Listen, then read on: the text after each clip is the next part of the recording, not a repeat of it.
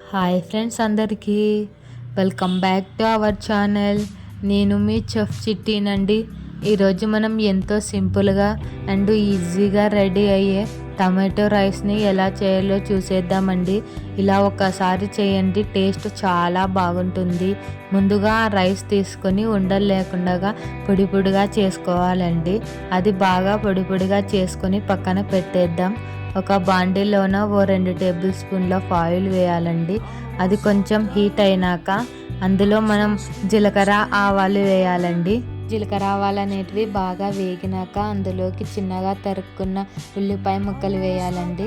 ఉల్లిగడ్డ ముక్కలు వేసి ఒకసారి కలిపేసి అందులోకి 2 మిరపకాయల చీలికలు వేయాలండి.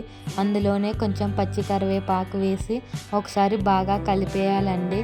ఆనియన్స్ అనేటివి ఎర్రగా అయ్యేంత వరకు బాగా వేగనిచ్చుకోవాలి.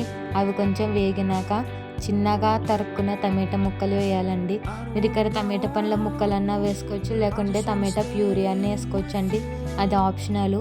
సో అలా వేసుకొని అందులోకి కొంచెం అల్లం వెల్లుల్లి పేస్ట్ కూడా వేసుకొని బాగా మగ్గనివ్వాలండి. అందులోనే ఉప్పు కూడా వేసుకొని టమాటా పండ్లు అనేటివి బాగా మగ్గనిచ్చుకున్న తర్వాత టమోటాలు అనేటివి మెత్తగా అయినాక అందులోకి మీకు తగినంత కారము, చిటికెడు పసుపు వేసుకొని అందులోకి ధనియాల పొడి, సాంబార్ పొడి, గరం మసాలా కూడా వేసుకొని బాగా కలిపేసుకోవాలండి. గరం మసాలా ఆప్షనల్ అండి, అది వేసుకుంటే వేసుకోవచ్చు, లేకుంటే లేదు.